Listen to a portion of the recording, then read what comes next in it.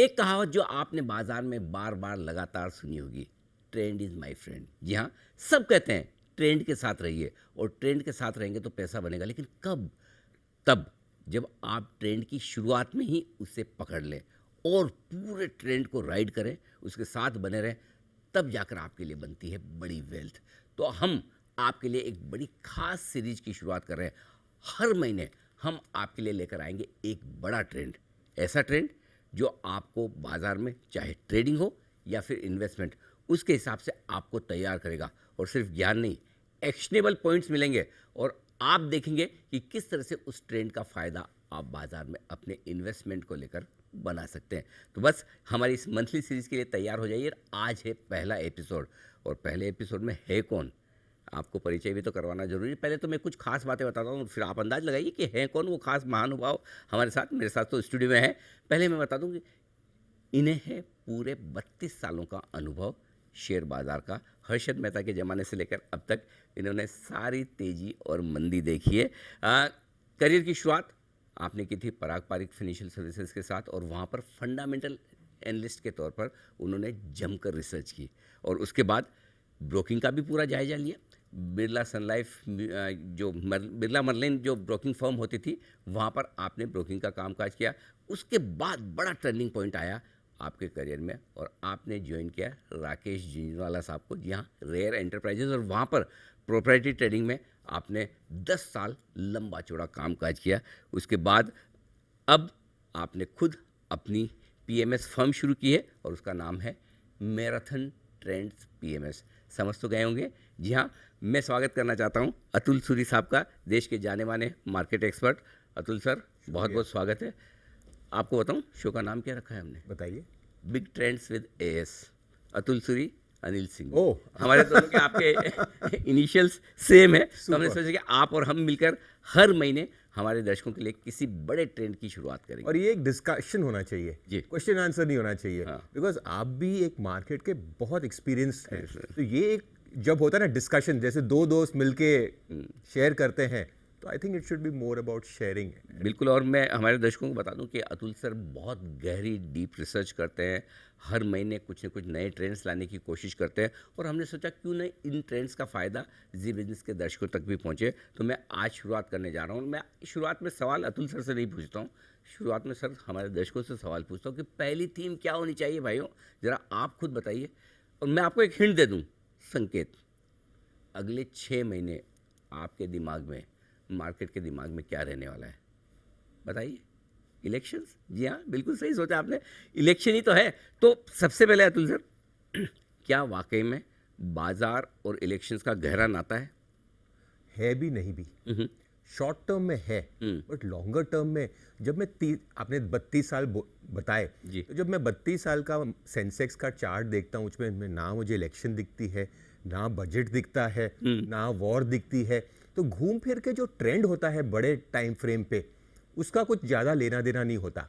हाँ, short term में आप देखेंगे कि मार्केट वोलेटिलिटी होती है, और अगर वो इन्वेस्टर समझ जाए और वो शॉर्ट टर्म वोलेटिलिटी को अपना दोस्त बना ले, तो उस हिसाब से ये जो लंबी स्टोरी है उसमें एक्चुअली एक बहुत अच्छा हमें एक अपॉर्चुनिटी मिलता है। तो आप ये कह रहे हैं कि मार्केट इलेक्शन के वक्त आपको कुछ न कुछ ऐसे मौके देगा, उतार चढ़ाव ऐसे होंगे जिनका फ़ायदा मिल सकता है, ऐसा आपने अनुभव किया है पहले? बिकॉज घूम फिर के अनिल जो भी है ना, ये मार्केट ऐसा नहीं है कि ये पीएम होगा, ये सीएम होगा, उससे देश का कुछ स्टोरी बदलने वाली है। थोड़ा फास्ट और स्लो हो सकता है। इंडिया की जो बड़ी स्टोरी है वो एक डेमोग्राफिक चेंज की है। हम बात करते हैं तो जो यंग पॉपुलेशन होती है, जो इंडिया का मेजॉरिटी है, उनके तौर तरीके अलग होते हैं, उनकी सोच अलग रहती है ना। ये सिर्फ ये चॉइस में नहीं होता कि इसने ये प्रोडक्ट लिया वो, ये एक वोटिंग से माइंडसेट स्टार्ट होता है। तो जो इंडिया की स्टोरी चल रही है वो एक डेमोग्राफिक स्टोरी है। हाँ, इलेक्शन में वोलेटिलिटी रहेगी, बट इस वोलेटिलिटी को अपना फ्रेंड कैसे बनाया जाए वो बहुत ज़रूरी तो है। उस पे जो आपने रिसर्च की वो मैं आपको जानना समझना चाहता हूँ, लेकिन उससे पहले एक चीज़, ये तो पक्का है कि इलेक्शन के दिन तो ऊपर नीचे होगा मार्केट, होता है जिस दिन बिल्कुल। वोटिंग यस, उस दिन यस। तो होगा। हाँ, लेकिन हमें ट्रेंड ये बनाना है कि आज हम इलेक्शन से 6 महीने पहले, बिल्कुल। राइट, तो 6 महीने पहले का किस तरह का ट्रेंड बनता है, 6 महीने बाद का किस तरह का ट्रेंड बनता है, ये ट्रेंड आपको अतुल सर बताने वाले हैं। तो हम शुरुआत करते हैं इन ट्रेंड्स की, और मैं थोड़ा सा आपको फ्लैशबैक में ले जाना चाहता हूँ। उससे पहले मुझे ये समझाएं कि क्या वाकई में ऐसा पिछले 5 इलेक्शन में 99 से लेकर आप 2019 तक के 5 इलेक्शन का आपने ट्रेंड एनालिसिस किया है, वाकई में कोई ऐसा ट्रेंड बन रहा है जो ये कहे कि इलेक्शन के 6 महीने पहले बाजार कैसा होता है, 6 महीने के बाद कैसा होता है इन जनरल? तो हमने क्या किया, जैसे आपने सही बताया कि भाई 6 महीने मोटी मोटी रह गई है इलेक्शन तक जी। तो जिससे भी मिलते बोलते यार रुक जाते हैं, इलेक्शन में मार्केट अगर मोदी जी नहीं आए तो घटेगा, तब लेंगे। तो बहुत फेमस स्ट्रैटेजिस्ट है क्रिस वुड, उन्होंने भी पिछले महीने बताया तो था। डरा दिया सर। बिल्कुल। हाँ, तो कह रहे हैं कि 25% घट जाएगा अगर मोदी जी नहीं आए तो उसका भी एक रीजन है, उसको हम डिस्कस करेंगे। तो बात है कि सबके माइंड में ये फियर और पैनिक बहुत जल्दी घुस जाता है। बट हमारे मार्केट का क्या है, थोड़ा डाइवर्ट करके बताता हूँ कि जब भी कोई इंसिडेंट होता है अनएक्सपेक्टेड नेगेटिव, तो मार्केट की आदत है कि वो उसको इमीडिएट डिस्काउंट कर देता है। हाँ, गिरने में तुरंत। जैसे आप कोविड में देखिए, आप और हम भी थे मार्केट में, जब मार्च में मार्केट का लो हुआ तब एक्चुअली इंडिया में मुश्किल से फ्यू 100 केसेस या 1000 केसेस होंगे, बट मार्केट घट गया आपका 40% तक निकल गया। बट आप देखेंगे कि उसके बाद जो है मार्केट रिकवर हुआ, और जब इंडिया में सबसे ज़्यादा केसेस थे, जब डरने का सबसे ज़्यादा रीज़न था भाई ऑक्सीजन सिलेंडर नहीं मिल रहे थे, हमारा मार्केट लाइफ टाइम हाई कर रहा था। तो कोई भी बैड इवेंट हो तो मार्केट की आदत है कि वो इमीडिएटली डर के कारण गिरता है, और at that point in time उसके बाद आप देखेंगे वो रिकवरी होती है। तो हर इलेक्शन में भी ऐसा होता है, अनएक्सपेक्टेड होगा तो एक पैनिक झटका लगेगा। हाँ, हमें लगता है कि दुनिया खत्म हो जाएगी, ऐसा है, मतलब दुनिया खत्म हो जाएगी, उस टाइप का एक होता है। बट एक्चुअली दुनिया कभी खत्म नहीं होती है। जिसने यार कोविड का फॉल देखा, जो ह्यूमैनिटी के फर्स्ट टाइम में ऐसा हुआ है, जिसने वो झेल लिया।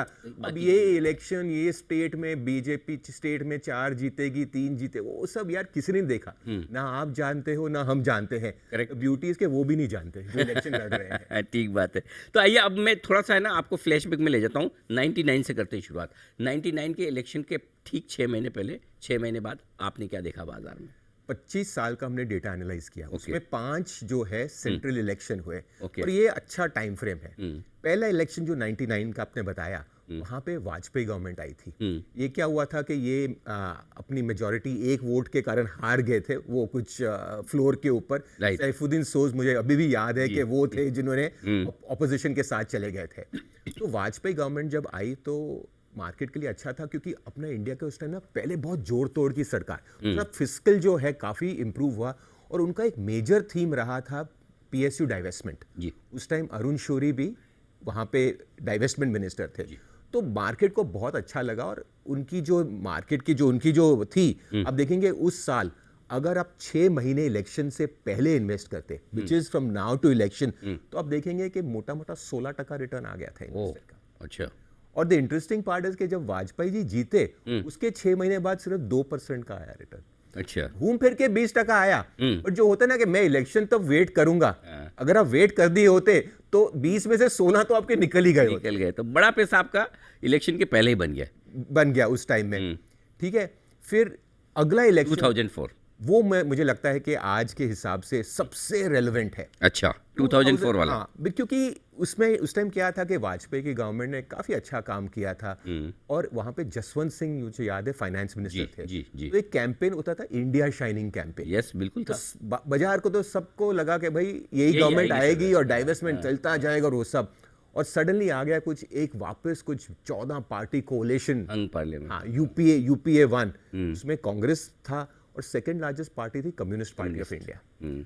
मुझे अभी भी याद है अनिल के वीकेंड को कुछ डिबेट था, और वहाँ पे एक कम्युनिस्ट पार्टी के पॉलिटिशियन थे, उन्होंने बोला हम पहली चीज करेंगे, हम डाइवेस्टमेंट मिनिस्ट्री को बंद करेंगे। बिल्कुल ठीक बात है। और जब अगले दिन मार्केट खुला, मार्केट सर्किट डाउन खुला, नीचे सर्किट था, और वो आई थिंक 24-25% मार्केट घट गया। तो अब जो क्रिस वुड का 25% की बात कर रहे हो, वहां से आ रही है, एक्चुअली वो वहां से आ रही है। मार्केट 25% घटा, सही है, बट उसके बाद अगर आप 6 महीने खड़े रहते, at the end of the year उस साल भी 20% रिटर्न आया।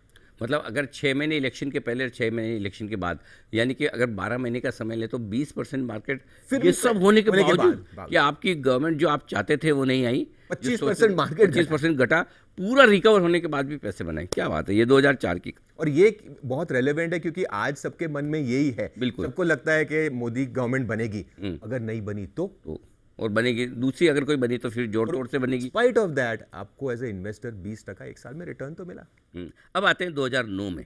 2009 के इलेक्शन में क्या वहां पे क्या था कि यूपीए 1 हो गया था, यूपीए 2 आई तो मनमोहन सिंह की सरकार आई जी। बट इसमें क्या है कि इंटरेस्टिंगली बहुत हाई रिटर्न आपको दिखेगा 81% का।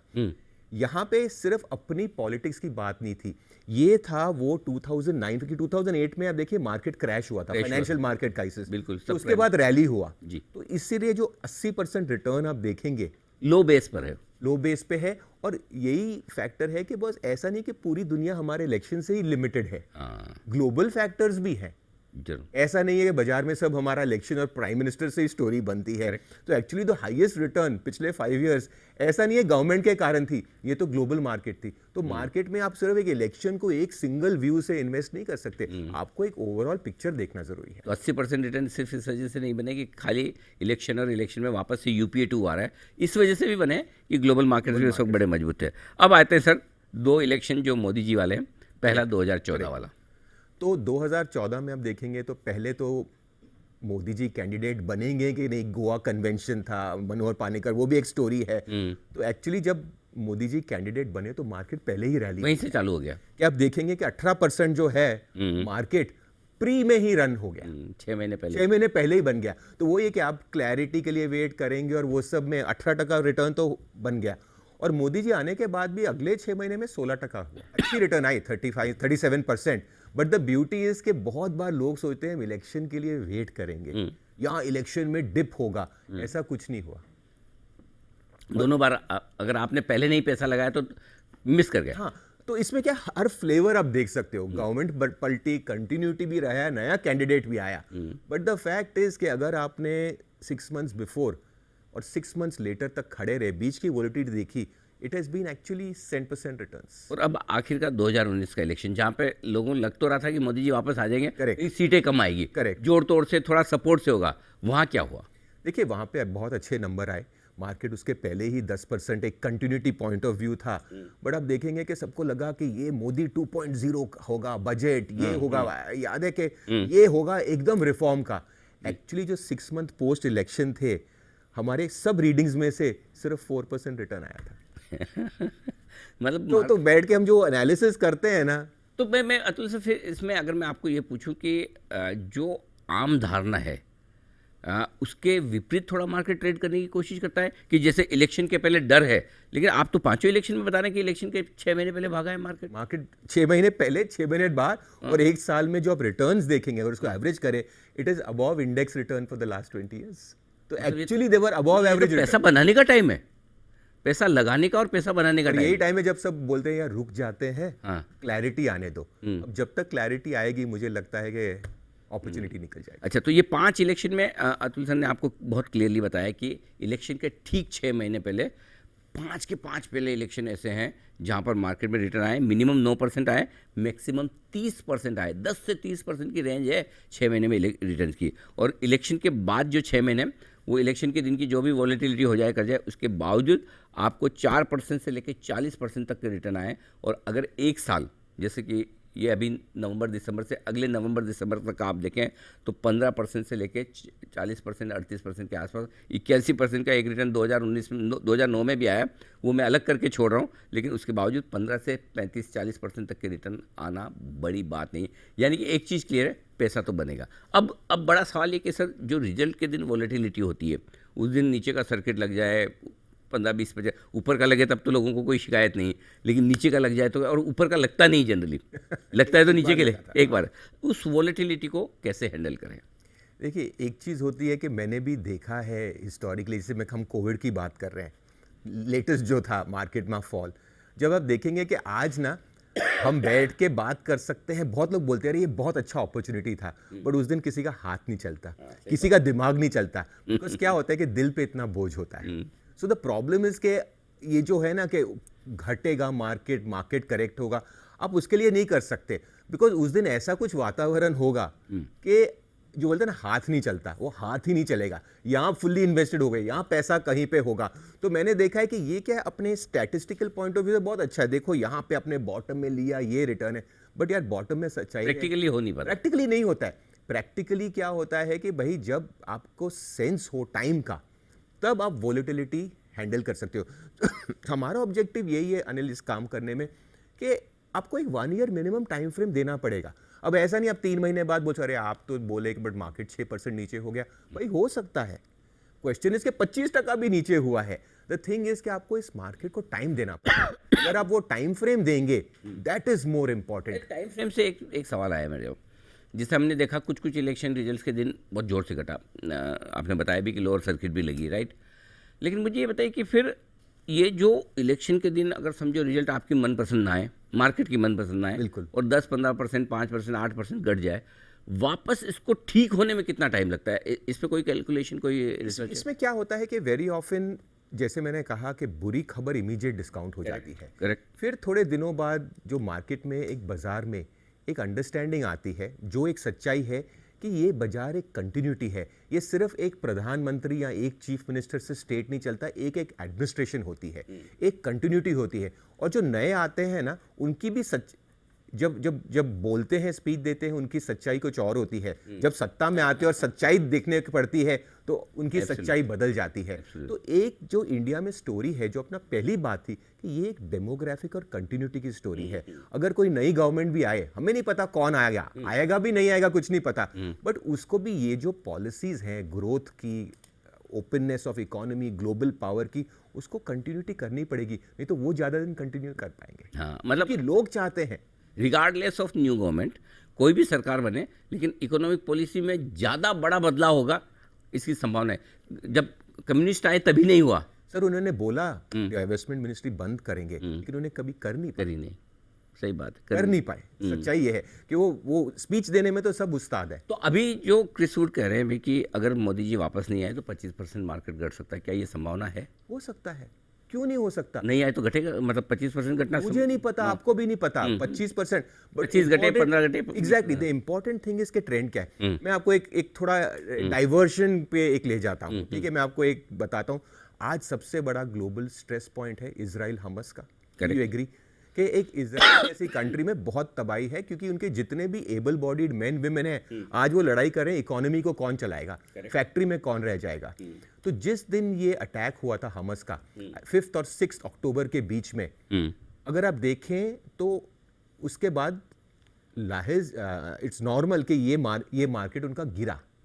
आज 1.5 महीना ऑलमोस्ट हो गया है, वहां से कितना दूर है market? It is only down 2%। बस इतनी बड़ा युद्ध चल रहा है, लड़ रहा है, लेकिन लड़ रहा है, पूरी जवान जनता, उनकी फौज, मिलिट्री उधर चली है। फिर भी at a point in time आज उनका मार्केट वो 5 अक्टूबर के क्लोजिंग से सिर्फ 2% नीचे है। 13% घट गया था मार्केट। और उसमें तो मुझे एक चीज़ याद आती, करगिल के युद्ध के समय भी 50 दिन तक मार्केट में जो तेजी हुई है, इधर हमारे सैनिक सीमा पर लड़ रहे हैं, लेकिन मार्केट में गजब की तेजी हुई। तो वो कई बार आप सोचते हो होता कुछ अलग ही है। मार्केट की अपनी सोच है, इसीलिए जब हम मार्केट वाले होते हैं, ठीक है, हम पॉलिटिक्स पढ़ते हैं, ये देखते हैं, न्यूज़ देखते हैं, बट मेरे हिसाब से कि एक मार्केट की अपनी सोच है, और हमारा काम मार्केट वाला, और जो हम इस प्रोग्राम के थ्रू कर रहे हैं कि हम एक मार्केट थॉट प्रोसेस से देना है। बिकॉज इन्वेस्टर का क्या है कि अल्टीमेटली पैसा यहां से बनेगा। अपना ओपिनियन पॉलिटिक्स में ये सब बायस रहता है यार, आपको कोई पसंद नहीं पसंद तो हमारा कलर्ड ओपिनियन रहता है, but this is pure data और नंबर्स, और इससे पैसे बनते हैं। अच्छा सर, अब इसमें एक आध चीज़ और मैं जो पूछना चाहता हूँ कि जनरली एफआईज भी है तो वो मार्केट को क्लोजली देखती है, इन इवेंट्स को क्लोजली देखती है, पता सबको है कि लॉन्ग टर्म में कुछ नहीं होना है, लेकिन क्या वाकई में उनके फ्लोज पर, उनके तुरंत इन्वेस्टमेंट पे बड़ा फर्क पड़ेगा? देखिए, शॉर्ट टर्म जो हेज फंड्स होते हैं या जो हॉट मनी होता है, वहाँ पे उनका मूवमेंट होगा, उनके स्टॉप लॉस लग जाते हैं, सबके अलग अलग क्वांटिटेटिव स्ट्रैटेजीज होते हैं। बट मैंने देखा है कि ये एफआईएफ फ्लो भी जो है, जो आज एक बहुत बड़ा प्रश्न है, बिकॉज पिछले 2 साल से मतलब अपना मार्केट न्यू हाई कर रहा है, सबको लग रहा है यार ये एफआई को क्या दिख रहा है, क्यों बेच रहे हैं, कि या हम मूर्ख हैं या वो मूर्ख हैं। तो मेरे हिसाब से कि जो FII फ्लोज होते हैं वो सिर्फ ऐसा नहीं कि वो इस कंट्री को पसंद करते हैं या नापसंद करते हैं, ये एक global multi asset class play होता है। इमर्जिंग मार्केट्स में उसका एक छोटा हिस्सा है इनके पोर्टफोलियोज में, और उसमें भी हिंदुस्तान एक छोटा हिस्सा है। सबसे बात करिए, everyone is bullish on India, अरे भाई लेकिन बेच क्यों रहे हो? बेच इसलिए नहीं रहे कि इनको इंडिया नापसंद है, ये बेच इसलिए हैं बिकॉज इनका करेंसी से कुछ लेना देना है, इनका इंटरेस्ट रेट से लेना है, EM का एक बास्केट होता है। तो मुझे लगता है कि इनका भी ऐसा नहीं है कि इलेक्शन के बेसिस पे पॉलिसी चेंज हो जाएगा। ठीक बात। This will be more a function of other variables then pure elections. हम इसको ओवर एस्टिमेट करते हैं और सोचते हैं कि पूरी दुनिया उसके लिए वेट कर रही है, बट ऐसा नहीं होता। शायद 1 या 2 दिन या 3 दिन, बट उसके बाद लाइफ गोज ऑन। और अब मेरा एक सवाल जो है वो जी बिजनेस के उन सारे दर्शकों के लिए है जो हमें बहुत प्रेम करते हैं, बहुत प्यार करते हैं, और पिछले 3 साल से ये दर्शक बड़ी मात्रा में हमारे साथ जुड़े हैं, ख़ास तौर से 20 से 30 साल की उम्र वाले, ख़ास तौर से कामकाजी महिलाएं, इवन होम मेकर्स जो है कि सुबह का काम निपटाया, शाम के काम के बीच में जो समय मिलता है उसमें ट्रेड भी करती है, इन्वेस्ट भी करती है। अब ये जो पहली बार वाले पिछले 2-3 साल में जो इन्वेस्टर्स आए हैं, इनके लिए इलेक्शन पहली बार है, मार्केट के लिहाज से, इन्वेस्टमेंट के लिहाज से पहली बार देखेंगे। तो इन लोगों को क्या चीज़ ध्यान में रखनी चाहिए, क्योंकि पहली बार वो देखेंगे कि इलेक्शन के रिजल्ट पे मार्केट कैसे ऊपर नीचे होता है, कैसे बिहेव करता है, पहले कैसे बाद में कैसे, तो उनको क्या सलाह होगी? वहाँ पे मुझे सिर्फ एक सेगमेंट में डर है, वो है जो ऑप्शन राइट करते हैं। देखिए, जब आप ऑप्शन राइट करते हो एक अनलिमिटेड रिस्क लेते हो, करेक्ट, और ये एक बहुत बड़ा कल्ट हो गया है इंडिया में। और जब इलेक्शन के बाद रहना पाएगा तो आपका विक्स लाहेज़ बढ़ जाएगा, तो उसमें ऑप्शन राइटिंग में ज़्यादा मजा आएगा बिकॉज रिटर्न ज़्यादा है। बट उनको ये याद रखना चाहिए कि अगर कुछ गैप डाउन या गैप अप हुआ तो उस हिसाब से देयर कैन बी ट्रिमेंडस। और मैं इसीलिए कह रहा हूँ बिकॉज अनिल कि if you see market volume और लोगों को रिटेल पार्टिसिपेशन, ये बहुत बड़ा मार्केट है। जो इन्वेस्टर पर से है उनको फर्क नहीं पड़ेगा as long as you have not borrowed money. But मुझे लगता है कि इन इंसिडेंट्स पे सबसे ज़्यादा ध्यान ऑप्शन राइटिंग में करना चाहिए, बिकॉज शायद विक्स ऊपर होगा, लालच सबसे ज़्यादा होगा, बट द फैक्ट इज कि अगर गैप डाउन गैप अप हुआ तो इसमें जो है बहुत नुकसान हो सकता है। So that is one thing you should be very careful about. Ideally one should avoid option writing उस पॉइंट ऑफ व्यू से, बिकॉज जेन्युइनली 20-25% में नीचे में आप लोगों का इतना मार्जिन होता नहीं है। मतलब घर बिक सकते हैं, और मैंने देखा है इस मार्केट में होते होते। तो डर उस बात में है। अगर आपने स्टॉक ले लिया, कुछ हो गया, 10-15% ऊपर नीचे हो गया, उससे ऐसे कोई लुटने नहीं वाला। बट क्वेश्चन इज कि मुझे अगर मैं पूछूं तो एक जो कैटेगरी ऑफ इन्वेस्टर या ट्रेडर है, ऑप्शन राइटिंग। तो आपके लिए बिल्कुल संकेत साफ है। पहला, जो भी खरीद कर आप रखें, निवेश के लिए डिलीवरी होनी चाहिए, लीवरेज पोजीशन नहीं, वायदा कारोबार की पोजीशन मत रखिए, और स्पेशली जहाँ अनलिमिटेड रिस्क, जहाँ ऑप्शन आप राइट करते हैं, वो तो बिल्कुल भी नहीं। और थोड़ा पैसा बचा के रख ले, अगर वॉलेटिलिटी हुई, कुछ ऊपर नीचे हुआ तो लगाने के लिए भी रहे। लेकिन इसका मतलब ये है कि फिर फाइनल आपका मैसेज है कि इलेक्शन के पहले इन्वेस्टेड रहना चाहिए। बिल्कुल 100%। बिल्कुल, बिकॉज क्या है कि देखिए इन चीज़ों का आउटकम, एक कहावत है कि यू थिंक वी नो, आप सोचते हम जानते हैं, बट हम नहीं जानते, और हम ये भी जानते हैं कि हम नहीं जानते, और हम ये भी जानते हैं कि आप नहीं जानते। तो ये बाजार है, उस हिसाब से इसमें सब पॉसिबिलिटीज है। हमें अपना रिस्क कंट्रोल करना चाहिए, स्टेप नंबर 1।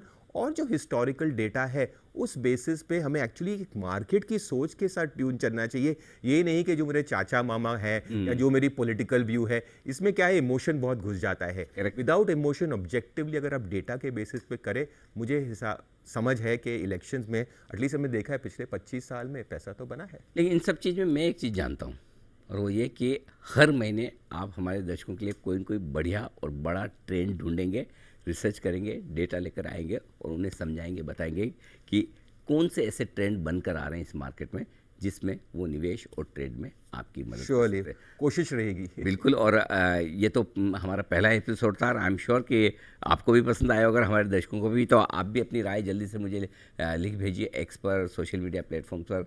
बताएं कि अतुल सर के साथ ये हमारा पहला एपिसोड आपको कितना अच्छा लगा, और क्या आप देखना सुनना चाहते हैं, क्या जानना चाहते हैं, और इस शो में अगर आपको लगता है कि कुछ और एलिमेंट्स, कोई सुधार, कोई बातें और हो, तो प्लीज़ आपके सजेशंस हमें भेजिए। हम डेफिनेटली शो आप ही के लिए कर रहे हैं, तो जो भी आप चाहेंगे वो करने की कोशिश करेंगे। लेकिन अतुल सर, बहुत बहुत धन्यवाद आपका। thank you. बड़ा मज़ा आया, और आपकी जो इतनी डिटेल रिसर्च और जो आपने इतनी मेहनत की है, आई एम श्योर हमारे दर्शकों को बड़ा फ़ायदा पहुँचाएगी। Thank you so much. इस महीने के बिग ट्रेंड्स विद एस इस शो में इतना ही। फिर आपसे जल्द मुलाकात होगी। नमस्कार।